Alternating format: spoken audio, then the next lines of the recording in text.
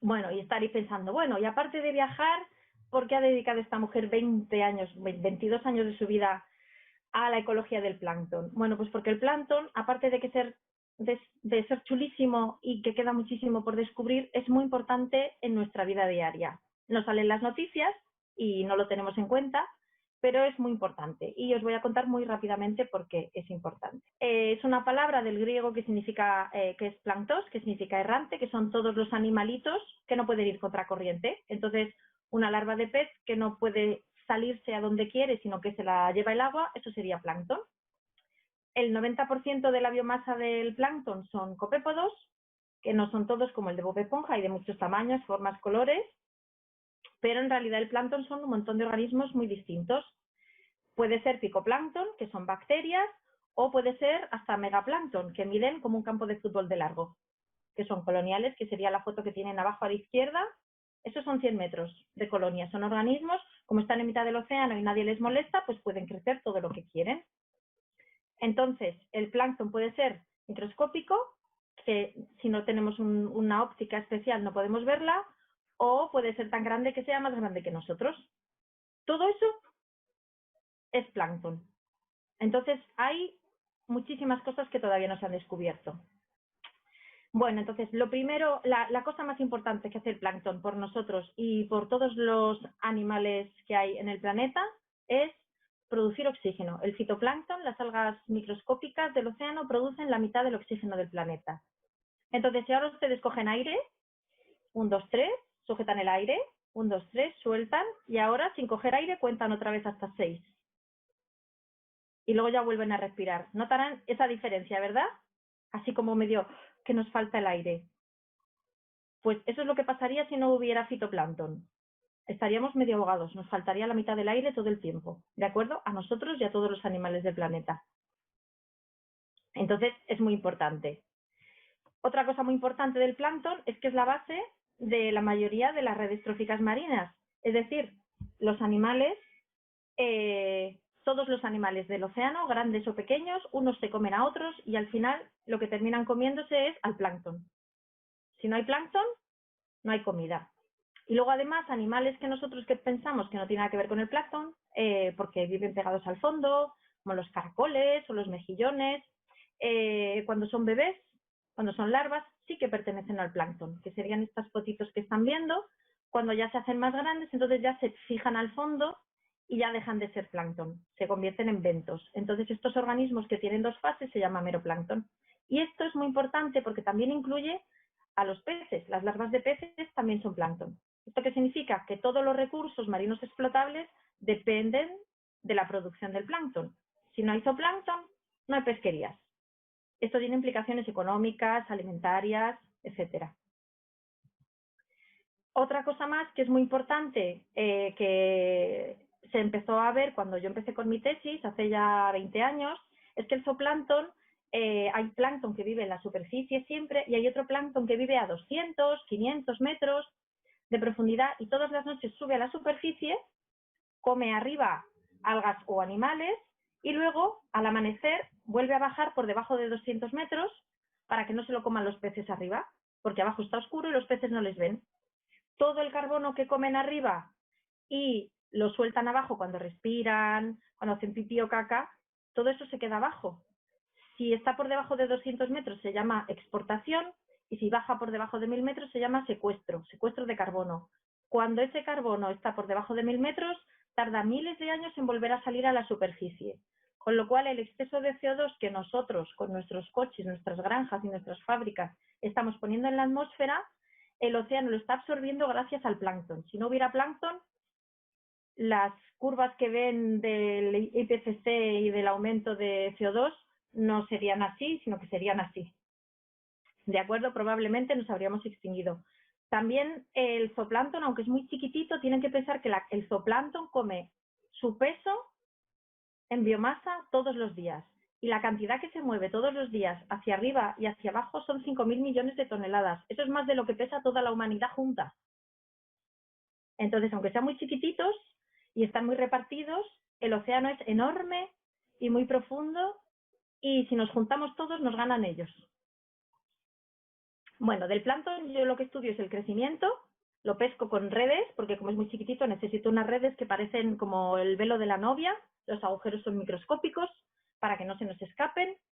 Y entonces lo que hice durante mi tesis fue desarrollar un método en el que trituraba a los bichitos y añadiendo solamente un reactivo yo puedo ver cómo el color del puré de los bichitos va bajando, va bajando. La velocidad a la que el color del líquido va disminuyendo es proporcional a la velocidad a la que sintetizamos proteínas. La foto que tienen arriba de colorines es de un microscopio electrónico. El pegote de en medio es un ribosoma, que en los libros clásicos venía siempre como dos bolitas rosas, no son de color rosa, pero bueno. Y la cosita naranja que ven hacia arriba es una proteína. Pues las enzimas que hacen que los aminoácidos se junten a las proteínas son las enzimas ARS. Si tú sabes a qué velocidad esas enzimas se están juntando en una proteína, sabes a qué velocidad un animal o una bacteria o cualquiera de nosotros, todos tenemos las mismas enzimas, a qué velocidad estamos creando nuestras proteínas y por tanto creciendo. Además estudio, aparte del crecimiento, lo que estudio son, en mi último proyecto, son las relaciones tróficas. En concreto la sardina, ahí tienen una foto de unos espetos, es un plato típico de Málaga, son las sardinas que se ponen cerca del fuego y se asan en la playa, pinchadas en la arena.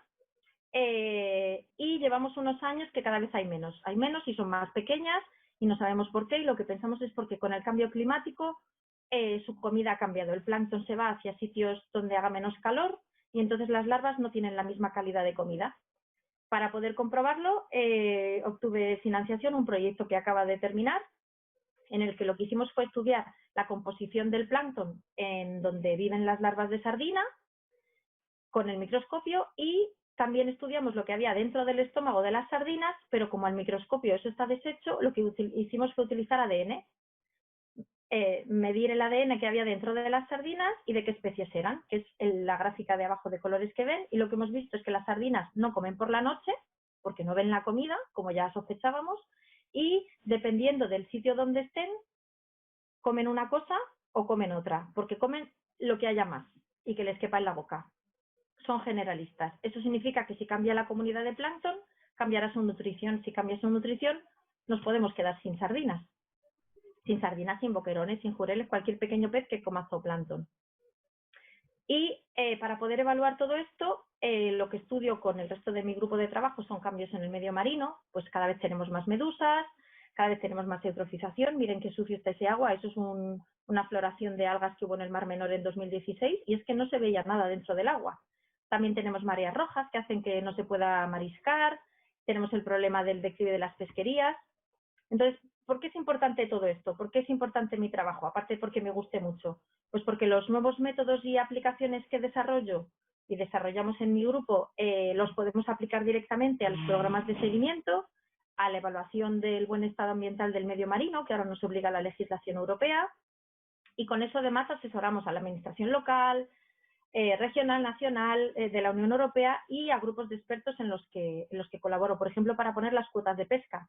Necesitan tener información científica y nosotros se la proporcionamos.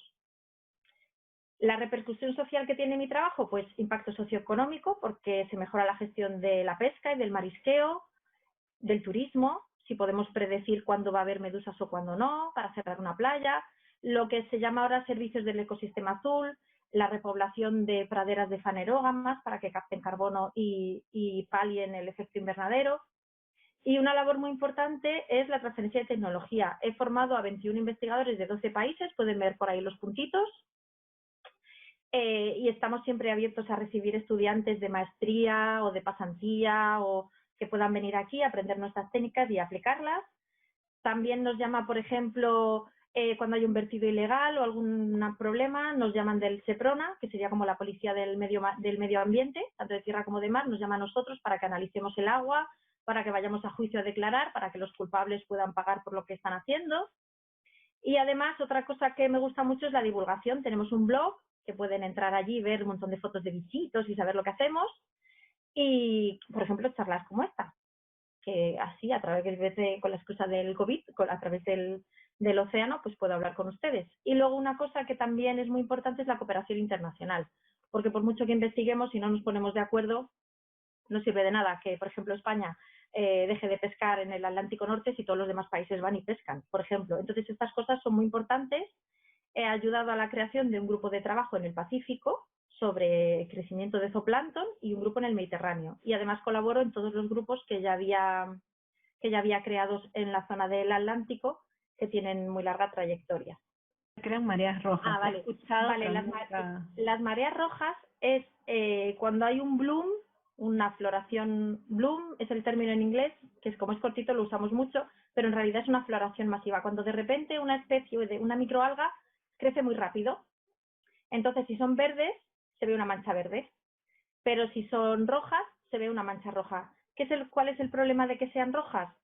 Que muchas de las especies que forman las mareas rojas producen algún tipo de toxina. Entonces hay dinoflagelados que no son algas, sino que pueden comer y pueden hacer fotosíntesis, son mixótrofos, o sea, es un poco animal y planta a la vez. Es que es todo un mundo, son unicelulares y producen toxinas. Algunas toxinas afectan a los peces y otras toxinas nos afectan a nosotros.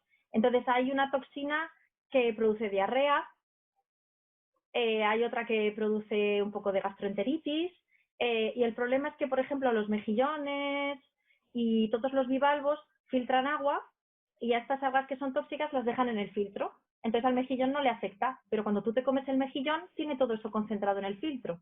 Y entonces es cuando la gente de repente dicen que ha tenido una intoxicación por marisco. Entonces, cuando se descubre que hay una marea roja, automáticamente se prohíbe mariscar, no se puede recoger nada hasta que esas algas no se las hayan comido otros organismos más grandes o del mismo tamaño, o sedimentan al fondo y se mueren. Hasta que el agua no está clara otra vez, no se puede seguir recogiendo marisco porque una sola no te va a producir nada, pero miles y miles retenidos en un puñado de mejillones te puede matar. Puede llegar a matar a una persona. la otra era cómo es que, ¿por qué está incrementando la población de medusas? Me acuerdo haber ido acá en la costa, a una playa de un pueblo que se llama Paracas, y nunca nos pudimos meter al agua, estaba toda la bahía llena de medusas y la playa llena de medusas muertas. Hay dos motivos que se combinan. Uno es que cada vez hay menos tortugas. Las tortugas se comen a las medusas. Entonces, si hay menos predadores, las medusas pueden crecer más. Y otra es el calentamiento del agua. Las medusas, para crecer felices, necesitan agua tranquila y calor. Y comida. Entonces, si hace calor y hay más comida, crecen más rápido y se amontonan. A las medusas no les gusta ir a la playa. Si tú tienes un tanque de medusas, si alguna vez van a algún acuario, verán que las medusas siempre están como girando en los acuarios. Eso es porque cuando chocan con algo, se hacen daño y van encogiendo y al final se mueren. Entonces, los acuarios siempre tiene que haber una circulación para evitar que las medusas toquen las paredes, o así o así. Cuando las medusas llegan a la playa es porque el viento ha empujado la masa de agua donde estaban, porque ellas no pueden nadar contra corriente y acaban muriendo todas en la playa. Entonces son combinaciones. Aquí en Málaga, como la costa es paralela al viento, cuando tenemos viento del oeste, vale, un apunte de oceanografía física. El agua se desplaza siempre 45 grados hacia la derecha en el hemisferio norte o hacia la izquierda en el hemisferio sur de la dirección del viento. Entonces aquí, cuando tenemos viento del oeste, el agua se mueve hacia el sur y sube agua del fondo para rellenar el hueco. Entonces hace mucho calor y el agua está muy fría, 13 grados. Cuando tenemos viento del este, el agua se mueve hacia el norte, choca contra nuestra costa, sube el nivel del agua, sube el nivel de la marea, se inundan las playas y se nos llena todo de medusas y de porquería del puerto.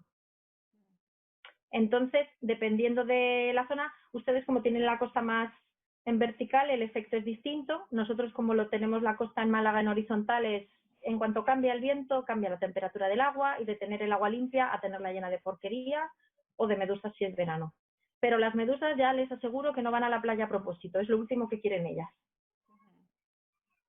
Bueno, muchas gracias, Lidia. No sé si hay más preguntas. Los chicos que tengan examen.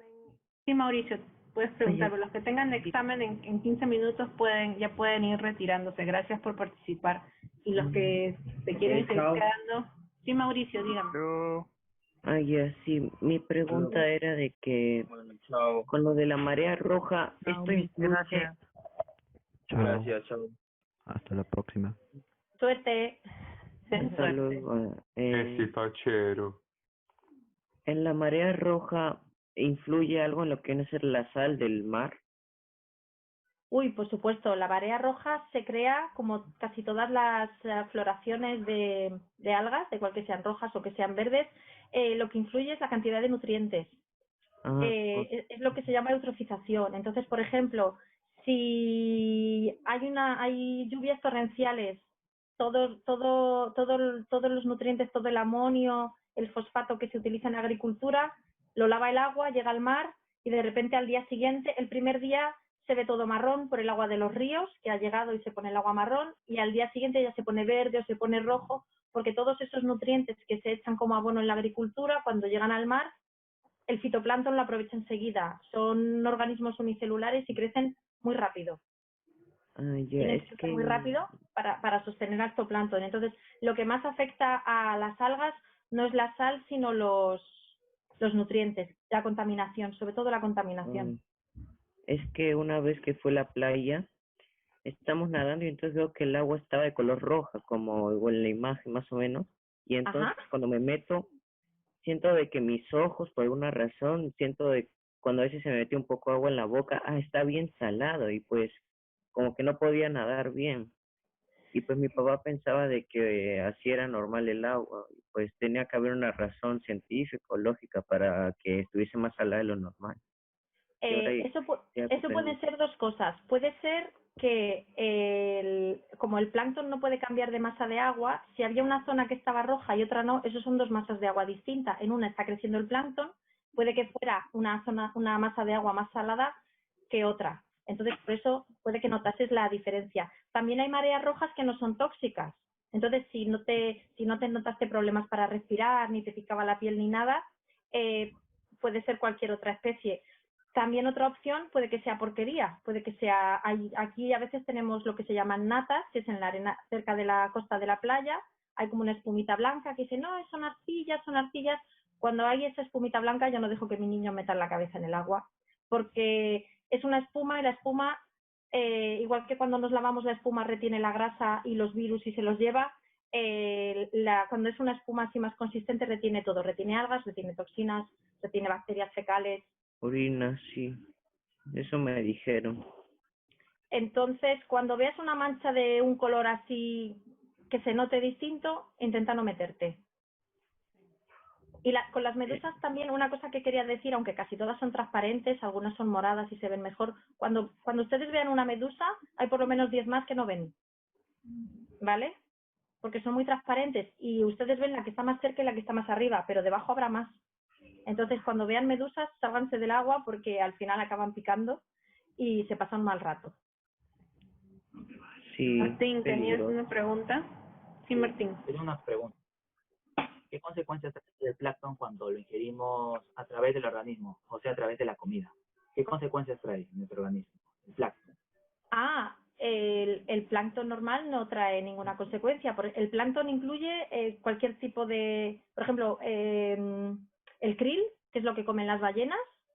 Durante muchos años lo han estado pescando en Japón y lo guardaban en latas y lo vendían. Igual que venden el atún en lata, pues vendían el krill en lata. O sea, el zooplancton se puede comer, lo que pasa es que es tan chiquitito y hay que coger tanto que no sale rentable. Sale mucho más rentable comerse al pescado que se ha comido primero al zooplancton. Pero el zooplancton no es... Algunas especies tienen algún veneno, igual que las medusas o los midarios, o hay especies que tienen veneno porque cazan. Las medusas cazan peces, larvas de peces para comérselos. Pero el plancton no pasa nada. No es tóxico el plancton. Si no se conserva bien, puede dar problemas. Por ejemplo, el krill es plancton. Las gambas, ustedes han fijado que las gambas a veces empiezan a ponerse negras una vez que uno las saca de la nevera. Si no las cocina, la cabeza empieza a ponerse negra. Eso es porque empiezan a fabricar flúor, aunque ya estén muertas. El flúor sí que puede ser tóxico. pero habría que comerse un montón, un montón, un montón. Nosotros en el barco siempre hacemos bromas cuando sale mucho plancton de que vamos a hacer una paella de plancton, pero al final acabamos guardándolo para el laboratorio porque un día de barco cuesta muchísimo dinero y no podemos tirar lo que recogemos. No podemos desperdiciarlo comiéndonoslo. Pero el zooplancton no es venenoso. Algunas algas, algunas microalgas o zooplancton unicelular, como el de las mareas rojas, sí que produce toxinas, pero el resto no. Sirene, ¿tienes una pregunta?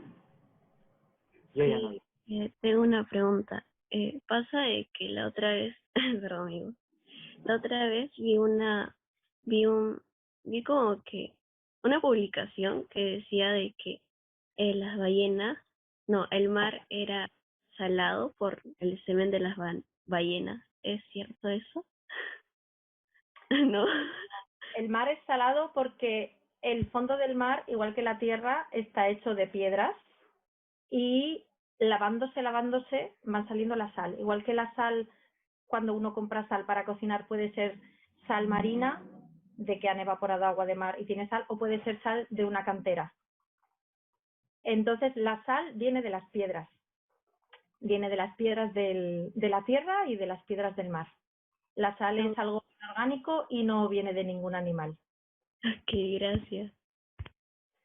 Y no sé si alguien tiene una pregunta, pero yo me quedé ¿cómo puede ser el plancton? ¿Cómo ese animal tan grande que nos muestras, ¿no? Que macroscópico puede ser plancton? ¿Significa que no puede moverse contracorriente con todo el peso que tiene? ¿Qué necesita un animal tan grande para moverse contracorriente? Vale, para moverte tienes que tener hidrodinámica. Entonces, por ejemplo, si queremos jugar a los dardos y tiramos un dardo, el dardo es afilado y pesado y va. Imagínate jugar a los dardos con un globo. ¿Para dónde va el globo? Para donde se lo lleva el aire, no para donde el globo quiere ir ni para donde tú lo tiras. Entonces, aunque un organismo sea muy grande, no significa que pueda moverse. Van muy despacito. Los peces, las larvas de peces son plancton hasta que pueden cambiarse de sitio si quieren. Una vez que ya pueden cambiarse de sitio, ya se considera que no son plancton porque tienen capacidad de irse donde quieren. De todas maneras, la definición de plancton es muy antigua, es de 1887, y por ejemplo, los animales que hacen la migración diaria, que miden este poquito así, son eufausiáceos, o sea, son como el krill, suben todos los días, recorren 500 metros en una hora, suben 500 metros, imagínense 500 metros en una hora, un bichito así. Comen y en cuanto que ven que se va a hacer de día, bajan otra vez. Su sistema hormonal es el precursor de nuestro sistema circadiano, lo que hace que tengamos sueño cuando se está haciendo de noche y que nos despertemos cuando sale el sol, aunque lo tenemos un poco estropeado con tanta electricidad. Pero los animales no tienen ese problema y ellos, aunque estén a 500 metros y sea de noche, ellos saben cuándo se está haciendo de día y cuándo se está haciendo de noche y son capaces de hacer ese gran esfuerzo. Entonces, el plancton no puede nadar contracorriente, pero puede hacer un recorrido. Imagínense la diferencia de distancia de 2 centímetros a 500 metros. Y además hay una cosa que se llama el ratio de Redfield, que significa que cuanto más pequeño eres, más viscoso es el medio. Por ejemplo, nosotros en una piscina tenemos un poco de resistencia, hay que hacer fuerza para moverse en el agua. Para un copépodo, el agua del mar tiene una consistencia que es como si para nosotros nos metiéramos en una piscina de gelatina. Entonces, imagínense en una piscina de gelatina que mide varios kilómetros y tienen una hora para atravesarla. Comer y volver otra vez corriendo para que no se los coman. Son como Superman, pero en chiquitito. Y lo hacen todos los días, todos los días. Bueno, yo es que flipo con el zooplancton. Entonces, los que son muy grandes lo que hacen es que en vez de hacer esas migraciones verticales, lo que hacen es que se dejan llevar. Gastan su energía, tienen tentáculos colgando, suelen ser colonias. En vez de ser como las medusas, que es un organismo solo, son sifonóforos, entonces se juntan y entonces unos están especializados en flotar, otros están especializados en tener ganchitos como las medusas, y entonces atrapan pececitos pequeños, animalitos que se van quedando enganchados y los digieren y luego comparten entre todos. Un poco como los corales, pero en vez de pegados en el fondo, pues van flotando. No tienen prisa, ellos no tienen prisa. Llevan aquí desde mucho antes que nosotros y seguirán aquí después de nosotros. Tenemos una pregunta de nuestra coordinadora que ha estado presente en la charla, mi Sonia, que nos dice si el plástico, ¿qué pasa con el plástico que termina en el océano, ¿no? Que se convierte en micropartículas cuando los peces comen esto y se intoxican. Se intoxican los peces, luego nosotros comemos y también tenemos plástico dentro, como... El tema de los plásticos es un problema muy grave porque una bolsa de plástico, aunque te digan que se degrada con la luz, una bolsa de plástico dura por lo menos 100 años. Y el problema es que no se queda en tamaño grande que puedas pasar y recogerlo, sino que se va deshaciendo en microplásticos. Se han encontrado microplásticos dentro de copépodos, dentro de peces, dentro de personas, porque cuando los trocitos de plástico son tan pequeños que atraviesan la barrera del digestivo, pasan a tu sangre. Pueden pasar a la placenta, pueden pasar a los bebés. O sea, es un tema muy difícil de solucionar, porque aunque ahora mismo dejásemos de utilizar plástico, hay plástico para aburrir en el océano ahora mismo. Y el problema es que es muy chiquito. Acaba de salir un artículo publicado no me acuerdo si es en Fisheries Research, bueno, es igual, acaba de salir un artículo publicado con sardina y boquerón en la costa del Mediterráneo, de la costa española del Mediterráneo, y lo que han visto es que tanto sardina como boquerón, los que más plástico tenían dentro del estómago eran los que tenían más parásitos. No saben cuál es el mecanismo, pero eran los que tenían más parásitos y se cree que es porque eran los que estaban más débiles. Aparte el plástico, un problema que tiene es que los aditivos que le echan al plástico para que sea más blandito, más fácil de moldear y darle formas chulas a las botellas y todo eso, son unos compuestos que se parecen mucho a las hormonas femeninas. Y hay sitios donde ya se está viendo que hay peces que en una época de su vida son macho, en otra época de su vida son hembra, los animales marinos, los mejillones también lo hacen, y está habiendo problemas porque se está feminizando los animales, porque todo ese plástico suelta estos compuestos, estos aditivos, se parece mucho a las hormonas femeninas y está dando problemas a los animales marinos, se están volviendo femeninos por ingerir estas hormonas. Es como si las hormonas que toman algunas mujeres para el control del periodo se la diéramos a niñas y a niños. A las niñas no les haría nada y a los niños les daría problemas cuando sean mayores. Eso se está viendo en el agua, se está viendo en los organismos marinos y como nosotros no los comemos puede dar problemas de fertilidad en hombres dentro de unos años. Entonces el tema de los plásticos es algo muy grave. Estamos muy preocupados, muy preocupados. Es uno de los temas que ahora mismo preocupa mucho porque cuando ya son tan pequeños que no los puedes recoger, es cuando son más peligrosos para los organismos y para nosotros. Wow. Muchas gracias, Lidia. No sé si los chicos tienen más preguntas. ¿A mi Sonia? No, me he quedado realmente... Yo no quiero dar las malas noticias. Yo lo que quiero es fomentar la vocación científica porque falta mucho por saber, pero la realidad es que todas las medidas que se están tomando no son suficientes, ni a nivel de contaminación, ni a nivel de cambio climático, ni a nivel de temperatura del mar, ni acidificación del mar, ni el deshielo del Ártico. Los políticos no están haciendo los deberes y llegamos tarde. Yo empecé a estudiar el cambio climático en el 98. Ya había gente que lo sabía desde hacía 20 años. Greta Thunberg no ha descubierto nada. Ha sido genial que los jóvenes lo descubrieran, pero hasta el año pasado no se prohibieron las pajitas de un solo uso. Entonces, vamos tarde con la normativa porque nos preocupa más la economía que la salud del planeta. El planeta va a seguir aquí cuando nosotros no estemos. Pero si queremos de verdad que la humanidad continúe, hay que ponerse las pilas. Este problema del plástico en el mar nos has abierto ahorita una ventana, porque creo que nunca había escuchado o leído sobre el problema hormonal que puede traer, ¿no? Fuera bueno, es contaminación para la biología marina, o sea, también hay un efecto para el humano, no por eso reaccionar, pero claro, se puede hacer un trabajo con los chicos sobre investigación de a dónde llega la contaminación del plástico en el mar.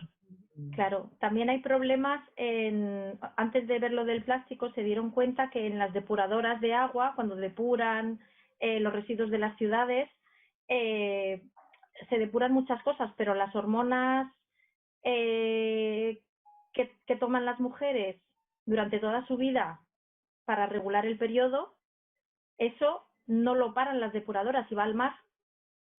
Y ahí fue cuando se dieron cuenta de que las hormonas femeninas fabricadas para las mujeres están afectando a la vida marina y los aditivos de los plásticos también. Entonces, por ejemplo, una iniciativa que en el colegio de mi niño tuvieron el año pasado fue la misma botella todo el año. No comprar cada día una botella de plástico. Ya no por el tema de no gastar plástico, sino el termo de toda la vida, la cantimplora de lata, de aluminio o de acero. La de mi niño es de acero y ya está abollada por todas partes porque tiene 7 años, porque el acero es el que menos porquería suelta en el agua. O botellas de vidrio que venden ahora con una funda de silicona, súper bonitas para que no se rompa. Y te vas de viaje, te llevas la botella. Te vas al trabajo, te llevas la botella. Me voy una semana a Canadá, una isla perdida en mitad de la nada. No uso vasos de plástico, me llevo mi botella. ¿Que mi botella es de plástico? Bueno, pero cuanto más usada esté, menos porquería soltará. Porque ya estará muy lavada, muy lavada, muy lavada. ¿De acuerdo? Entonces mi consejo es dejar de usar el plástico y si tienen una botella de plástico, claro, los fabricantes de plástico dicen no reutilizarla. Claro, tienes que comprarte una nueva, evidentemente. No se te ocurra llenarla de agua del grifo, que es gratis. ¿De acuerdo? Pero el agua del grifo es potable, es saludable, es muy económica. Y lo que no quieren las grandes compañías es que nos demos cuenta de que las cosas más importantes no cuestan dinero. No necesitamos agua en una botella súper bonita cuando la del grifo está perfecta. Es la misma. No necesitamos un montón de sales minerales, sobre todo los niños les puede producir problemas beber agua mineral. Tenemos que andar comprando agua especial de baja mineralización. El agua del grifo, si está bien tratada, es perfecta. Qué interesante. Rosita, una pregunta más. Alguna vez vi un documental donde se decía que había metano al fondo del mar y que el cambio climático podría hacer que se aflorara la atmósfera. ¿Cómo es eso? ¿Nos puedes explicar? Vale, el metano no está en el fondo, sino dentro del fondo. Pero está dentro del fondo del mar, igual que está debajo de la tundra siberiana. Es un metano que lleva ahí muchísimo tiempo, igual que está el petróleo y otros gases bajo tierra, el gas natural que lo llaman aquí, que se utiliza para calentar el agua, pues uno de los gases que hay en bolsas debajo de la corteza terrestre y debajo de la corteza del océano es el metano.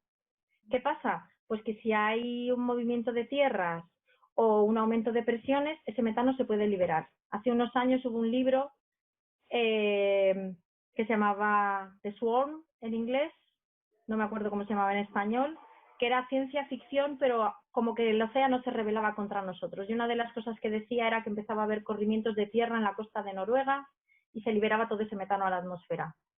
Ahora mismo el metano que más preocupa no es el que está en el fondo del océano, a no ser que alguien se ponga a hacer agujeros para sacarlo, sino el que está en toda la tundra siberiana, que con el cambio climático se está derritiendo, está en el permafrost.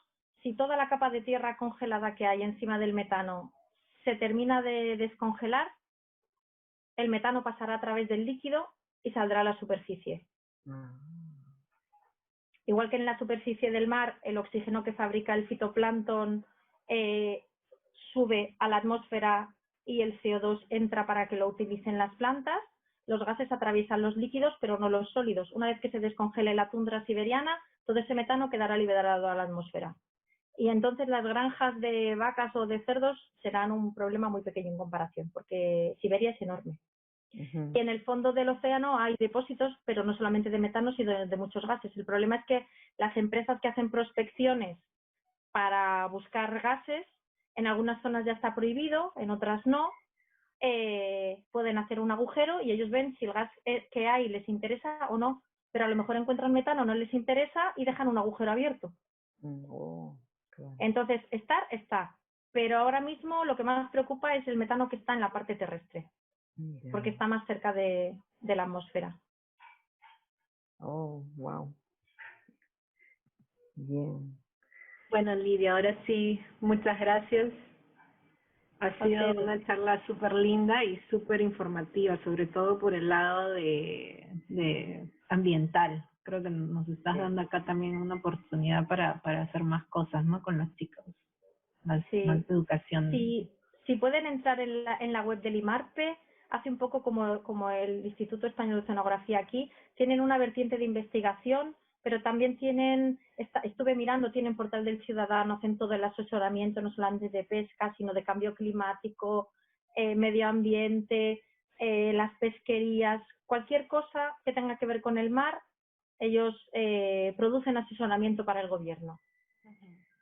Entonces, sí, también buen dato de mi marco, ni siquiera se me había ocurrido no mirar localmente, pero creo que estas charlas nos están sirviendo también de informarnos lo que tenemos dentro de nuestro país. Claro, yo no sé cuál es la carrera que hay allí, no sé si se llama ciencias marinas o biología marina, no sé qué carreras tendrían que estudiar para poder dedicarse al plancton o a cualquier cosa marina. Pero por eso hablé con mi amiga Katia, lo primero que hice fue mandarle un WhatsApp y le dije, Katia, digo, ¿tú estás en el IMARPE todavía? Porque como nos movemos tanto, me dijo, sí, pero trabajo desde casa. Digo, mira, ¿a ti te importa? Y nada, le prometí que le pasaría una copia si ustedes me dan permiso del vídeo de la charla, porque a ella también le gusta mucho para ver, porque ella también quiere hacer divulgación y un poco para ver cómo se preparan las charlas, porque le dije que esto era privado, que yo no le podía dar acceso. Y eso, y muy probablemente cuando acabe la pandemia seguro que ya sabe si organizan puertas abiertas, si pueden ver otros laboratorios. En nuestro centro hay gente que trabaja con tortugas, con atunes, con pájaros, con tiburones, un montón de cosas que no es solamente mi especialidad. Es que el océano es el 70% del planeta. Y conocemos solamente un 5%. Sabemos más del espacio exterior que del océano. Entonces queda mucho por hacer. Si tienen cualquier duda o cualquier curiosidad, entren en la página web, pregunten, porque cuantas más preguntas hagan, más curiosidad tendrán y más se darán cuenta de lo importante que es hacer investigación. Bien. Definitivamente. Así es. Bueno, chicos, muchas gracias por quedarse también con las últimas preguntas y muchas gracias, Lidia, por participar. Ya les estaré mandando el cuestionario de esta charla también para después de las vacaciones. Muy bien. Que tengan buenas vacaciones y mucha suerte con los exámenes. Gracias, Lidia. Gracias. Chao, gracias, chicos. Un placer. Hasta luego. Muchas gracias, hasta luego.